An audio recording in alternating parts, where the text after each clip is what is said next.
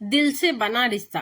राधे राधे दोस्तों, आप सभी को हमारे चैनल में बहुत बहुत स्वागत है। तो आज की हमारी कहानी है दिल से बना रिश्ता। दोस्तों, सच्चे रिश्ते खून से नहीं दिल से निभाए जाते हैं। आज मैं एक ऐसी कहानी लेकर आपके सामने आई हूँ कि जब कई बार खून के रिश्ते मुंह मोड़ लेते हैं तो दिल के रिश्ते कुछ इतने खास बन जाते हैं कि इंसान की जिंदगी में खुशियां भरने के लिए वही काफी होती है। तो आइए शुरू करते हैं एक ऐसी ही रिश्ते की कहानी। गुड़गांव की उस चमचमाती सोसाइटी में जहां ऊंची ऊंची टावरें आसमान को छूने की कोशिश करती थी और हर खिड़की में से आधुनिक जीवन शैली की चमक झलकती थी, उन्हीं में से एक आलीशान 3 बेडरूम के फ्लैट में अशोक का परिवार रहता था। अशोक एक बड़ी मल्टीनेशनल कंपनी में मैनेजर था। सलीकेदार कपड़े, बड़ी गाड़ी और दफ्तर में सम्मानजनक ओहदा देखने वालों को लगता था मानो जिंदगी ने उसे हर खुशी सुख सुविधा सौंप दी हो।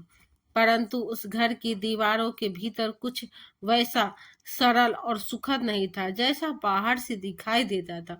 अशोक अपनी पत्नी देवयानी आधुनिक और महत्वाकांक्षी थी। उसे दुनिया की रौनक के भांति थी। पार्टियां, शॉपिंग मॉल और दोस्तों के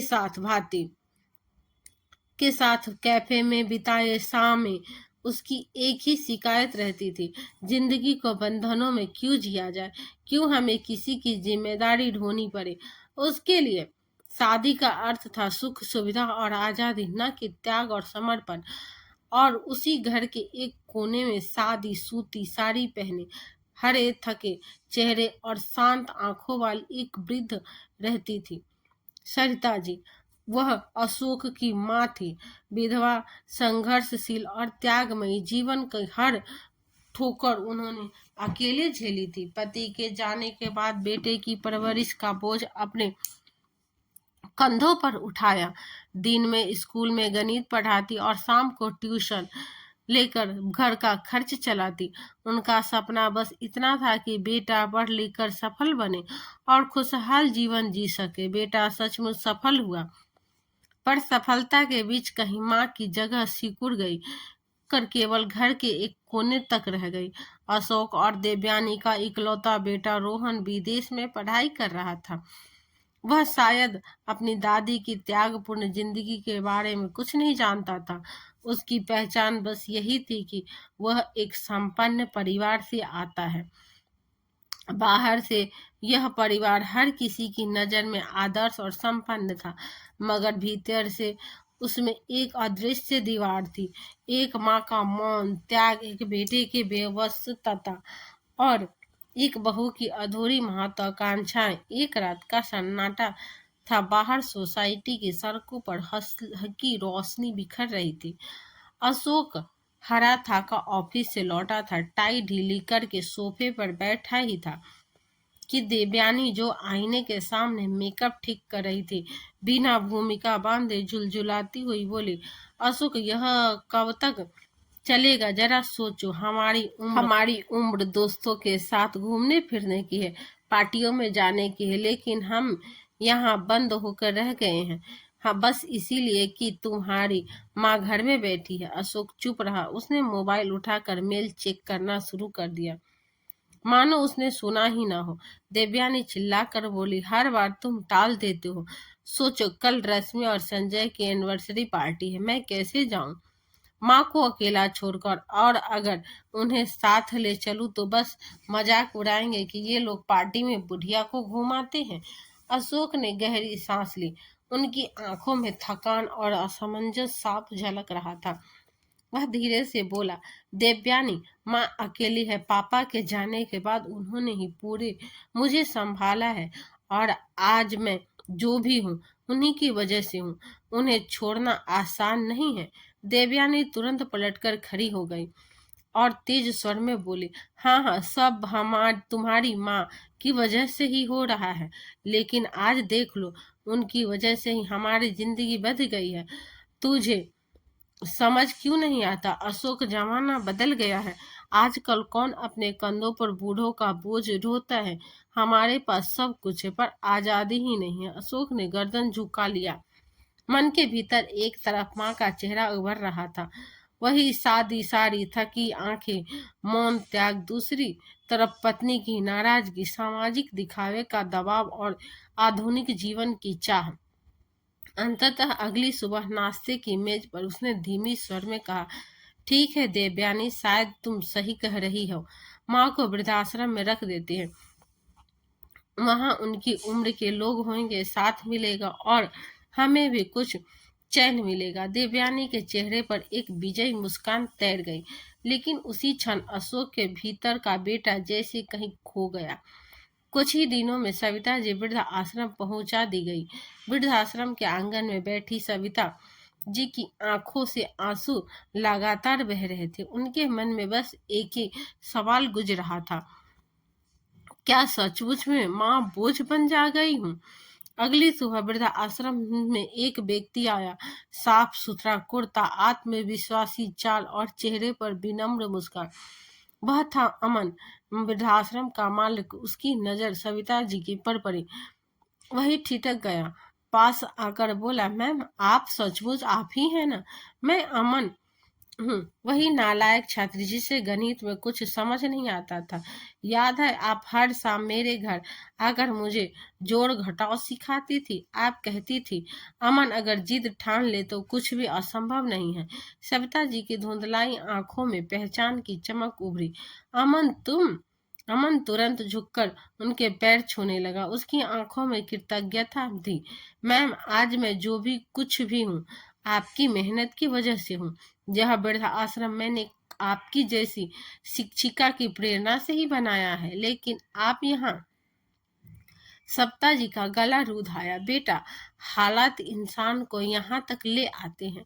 अमन की आंखें नम हो गई। उसी क्षण उसने निर्णय ले लिया।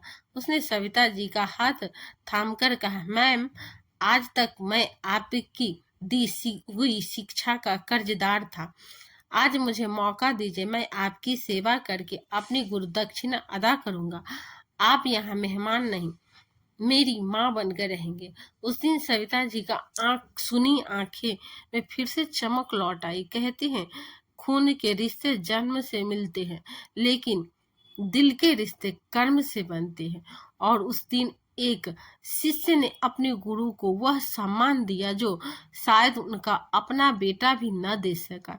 यही है गुरु दक्षिणा, कृतज्ञता और दिल का रिश्ता। दफ्तर की ऊंची इमारत के भीतर कॉन्फ्रेंस रूम की दीवार पर लगी बड़ी घड़ी सुई बह के 10 बज रहा थी। कर्मचारी अपनी अपनी सीटों पर व्यस्त थे। अमन ने फोन पर रिसेप्शनिस्ट से कहा, मैनेजर को तुरंत मेरे कमरे में भेज दो। थोड़ी ही देर में सलीकेदार कपड़े पहने, टाई कसते हुए अशोक भीतर आया। अमन की गंभीर नजरें उसी पर टिकी थी और एक ही नजर में जैसे उसने अशोक को पहचान लिया। अशोक औपचारिक मुस्कान के साथ बोला, गुड मॉर्निंग सर। अमन ने ठंडी नजरों से उसकी ओर देखा और बिना मुस्कुराए कुर्सी की ओर इशारा किया। फिर तेज लेकिन नियंत्रित स्वर में कहा, बैठो अशोक। अशोक थोड़ा असहज होकर बैठ गया। कुछ क्षणों तक कमरे में सन्नाटा पसरा रहा। फिर अमन की आवाज गूंजी, अशोक तुम्हें शायद पता नहीं है, कल ही मेरी मुलाकात तुम्हारी माँ से हुई वृद्धाश्रम में। यह सुनते ही अशोक का चेहरा पीला पड़ गया।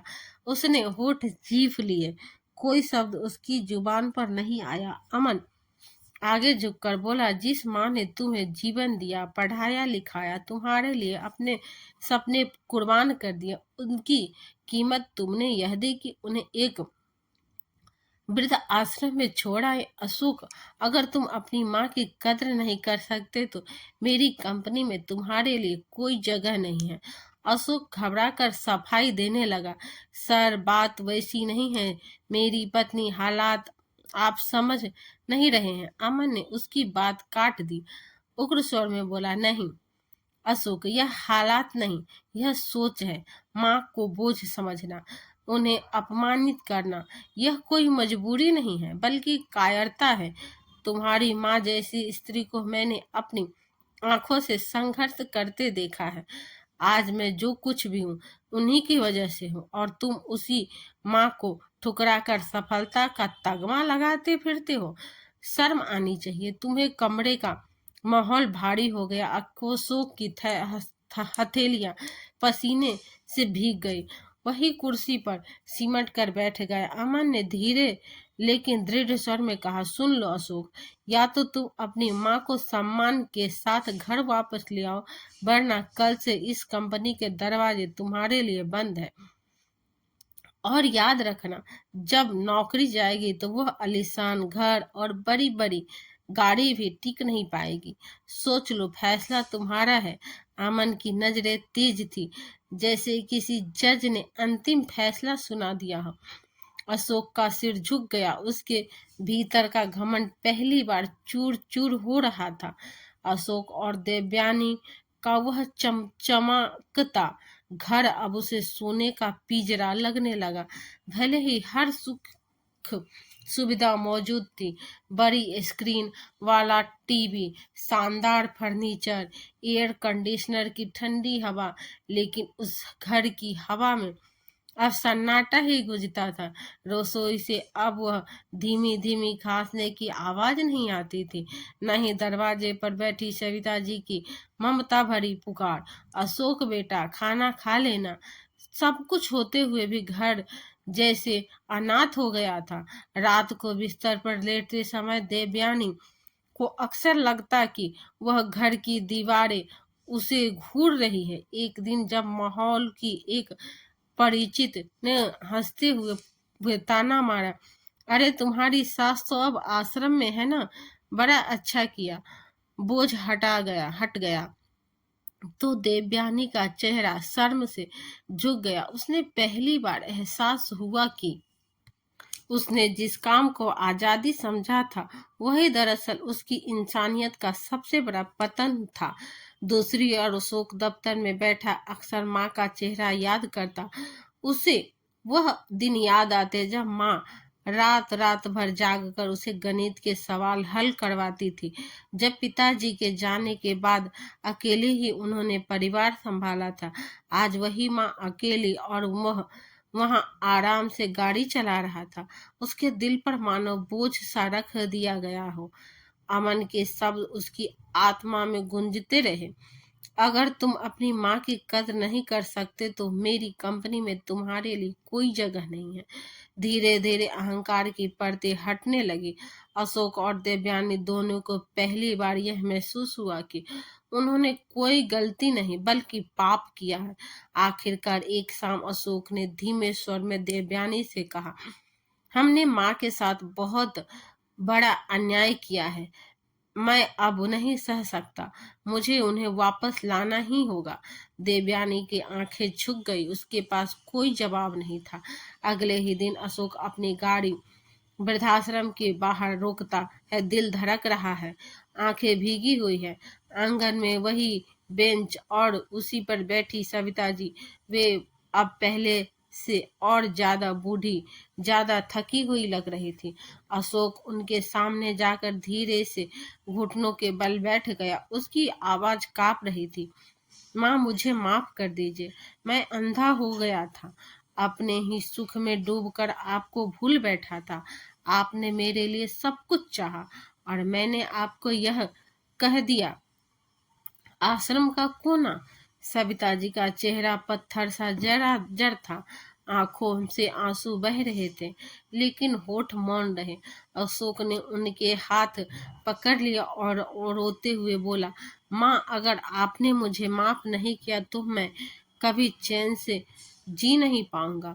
मेरे घर की रौनक आप ही थी, बिना आपके सब सुना है। कृपया मेरे साथ चलिए, मुझे फिर से बेटा बनने का मौका दीजिए।